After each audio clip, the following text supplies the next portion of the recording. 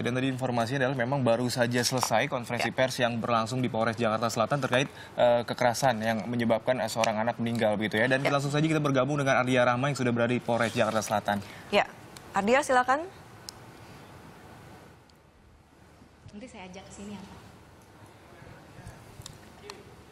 Sakti Alis, baru saja Polres Jakarta Selatan memberikan konferensi resmi mengenai meninggalnya salah satu murid SD di SD 6 Kebayoran Lama, dan saya sudah bersama dengan Kapolres. Bapak,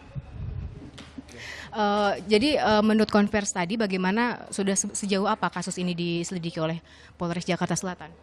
Sampai dengan sejauh ini kita sudah melakukan pemeriksaan terhadap 7 orang saksi, ya. Kemudian itu termasuk juga daripada pelaku anak, ya. Dan tadi juga pada saat konvers Bapak menyebutkan bahwa diberlakukan Undang-Undang Perlindungan Anak ya Pak ya, pemeriksaan Undang-Undang 35. Jika memang terbukti begitu Pak, temannya memang ada kejadian itu dan memang menjadi terlibat gitu Pak, apa yang akan dilakukan oleh kepolisian?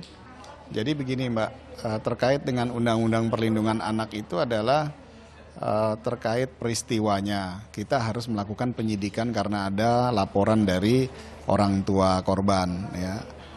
Laporan itu kita periksa dengan menggunakan Undang-Undang Perlindungan Anak, ya, tadi pasal 80 35 2014.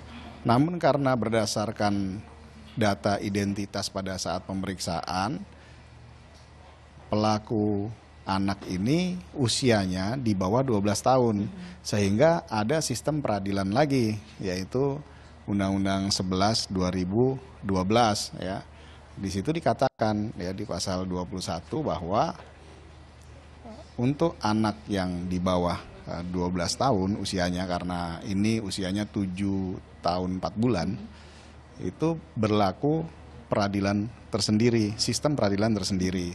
Sehingga dalam proses pemeriksaannya didampingi, kemudian nanti ada pasal 7 itu harus dilakukan dengan diversi namanya. Ya, diversi itu seperti adanya musyawarah gitu ya antara orang tua korban dan pelaku, nanti disaksikan beberapa stakeholder atau instansi yang terkait dengan masalah anak. Setelah itu baru dimintakan penetapan ke pengadilan. Oke. Itu mekanisme yang harus kita lakukan sesuai dengan undang-undang. Kalau pertemuan tadi Pak juga kan ada saksi-saksi dari sekolah ya Pak ya, dan keluarga, ada tidak masukan atau misalnya permintaan dari keluarga, apakah diselesaikan dengan kekeluargaan atau tetap hukum berjalan? Jadi peristiwa ini setelah kejadian tadi malam, kedua belah pihak itu sebenarnya sudah melakukan musyawarah itu. Ya, kedua belah pihak itu sudah melakukan, namun kan proses tetap harus berjalan dulu gitu ya. Proses harus berjalan sesuai dengan mekanisme hukum yang berlaku dan sistem peradilan yang berlaku. Untuk upaya perdamaian kedua belah pihak itu sudah terjadi sebenarnya tadi malam. Jadi tinggal menunggu status hukum begitu ya Pak ya. Dan sekarang kondisi teman yang diduga memang melakukan itu Pak bagaimana? Sudah diperiksa juga? Sudah kita lakukan pemeriksaan. Sakit katanya Pak? Ya, kondisinya katanya sedang sakit saat ini. Tapi tetap dilanjutkan begitu ya Pak ya? Enggak dilanjutkan. Namanya sakit kan nggak bisa dilanjutkan pemeriksaan. Oke, terima kasih Bapak.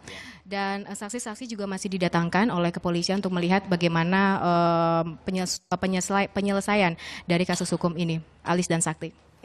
Ya, Ardia Rahma melaporkan langsung dari Polres Jakarta Selatan, dan memang informasinya karena pelaku ini usianya di bawah 12 tahun. Menurut Undang-Undang 11 tahun 2012, artinya anak di bawah usia 12 tahun ini memiliki sistem peradilan sendiri dan juga harus didampingi begitu, Elis. Ya betul, dan sejauh ini memang masih terus dilakukan penyelidikan walaupun tadi malam sudah sempat dilakukan perdamaian antara kedua belah pihak keluarga ya Sak. Namun proses hukum tetap berlanjut begitu ya.